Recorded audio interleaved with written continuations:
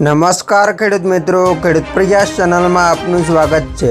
આજે તારીખ 26 મે 2024 સવારના મહત્વના હવામાન સમાચાર ચેનલમાં નવા આવો તો સબસ્ક્રાઇબ કરી લેજો। દેશભરમાં ગાજવીજ સાથે ભારે વરસાદનો ખતરો છે। બંગાળની ખાડીમાં ચક્રવાત આગળ વધી રહ્યું છે।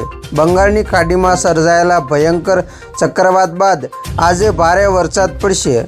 આજથી 27 મે સુધી ગાજવીજ સાથે વરસાદ પડશે, જેમાં આજે અરુણાચલ પ્રદેશ, આસામ, મેઘાલય, મિઝોરમમાં વરસાદની આગાહી કરવામાં આવી છે। જો કે ચક્રવાતની અસરને કારણે 28મીએ ગુજરાત અને મુંબઈમાં ભારે વરસાદની આગાહી કરવામાં આવી છે। જો રેમલ ટકરાશે તો 120 કિમીની ઝડપે પવન ફૂંકાશે। બંગાળની ખાડીમાં ગંભીર ચક્રવાતી તોફાન રેમલ બની રહ્યું છે। જો રેમલ ત્રાટકશે તો 120 કિમીની ઝડપે પવન ફૂંકાશે। રેમલ ચક્રવાત આવતીકાલે પશ્ચિમ બંગાળમાં ત્રાટકશે, જેની અસર ગુજરાતમાં પણ જોવા મળશે। ચક્રવાતની અસરને કારણે 28મીએ ગુજરાત અને મુંબઈમાં ભારે વરસાદની આગાહી કરવામાં આવી છે। અંબાલાલ પટેલે ચોમાસાની આગાહી કરીને લોકોને ખુશ કર્યા છે। રાજ્યમાં ચોમાસું વહેલું આવવાની શક્યતા હવામાન શાસ્ત્રીઓએ વ્યક્ત કરી છે। તેમણે કહ્યું કે ગુજરાતમાં 19 જૂનથી કમોસમી વરસાદની સંભાવના છે। અંબાલાલ પટેલે કહ્યું છે કે આજે પશ્ચિમ બંગાળમાં ભારે ચક્રવાતની સંભાવના છે। દક્ષિણ પૂર્વ કિનારા પર તેની ભારે અસર જોવા મળશે। પશ્ચિમ બંગાળમાં ભારે વરસાદની સંભાવના છે, જ્યાં 100 થી 120 કિમીની ઝડપે પવન ફૂંકાશે।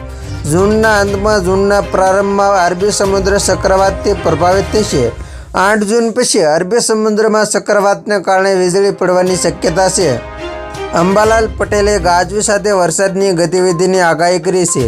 જો ચક્રવાત ઓમાન તરફ ફૂંકાય નહીં અને સમુદ્રની વચ્ચે રહેશે તો દક્ષિણ સૌરાષ્ટ્ર અને પશ્ચિમ ઘાટના કેટલાક ભાગોમાં ભારે વરસાદની સંભાવના છે। ઓડિશા, મહારાષ્ટ્ર અને ગુજરાતમાં વાવાઝોડાથી પ્રભાવિત થશે। ગયા વર્ષે પણ ચોમાસું 19 મેના રોજ આંદામાન અને નિકોબાર ટાપુઓ પર પહોંચ્યું હતું, પરંતુ કેરળમાં તે 8 જૂને 9 દિવસ મોડું પહોંચ્યું હતું। હવામાન વિભાગની આગાહી અનુસાર આવતીકાલથી રાજ્યમાં ગરમીનું યલો એલર્ટ રહેશે। રાજ્યમાં ગરમીની સાથે ભારે પવનો પણ ફૂંકાશે। બનાસકાંઠા, અરવલ્લી, સાબરકાંઠામાં ઓરેન્જ એલર્ટ રહેશે અને સાથે જ અમદાવાદ, ગાંધીનગર, સુરેન્દ્રનગરમાં ઓરેન્જ એલર્ટ જોવા મળી શકે છે। તો ભાવનગર, બોટાદ, આણંદમાં ઓરેન્જ એલર્ટની સ્થિતિ રહેશે। વડોદરા અને કચ્છમાં ઓરેન્જ એલર્ટની અસર રહેશે। આ સાથે 27 મેના રોજ રાજ્યમાં તાપમાન ઘટશે તેમ હવામાન વિભાગે જણાવ્યું છે। તો ખેડૂત મિત્રો, આ હતા સવારના મહત્વના હવામાન સમાચાર। ફરી વખત મળીશું નવી અપડેટ સાથે। ત્યાં સુધી જોતા રહેજો ખેડૂત પ્રયાસ યુટ્યુબ ચેનલ।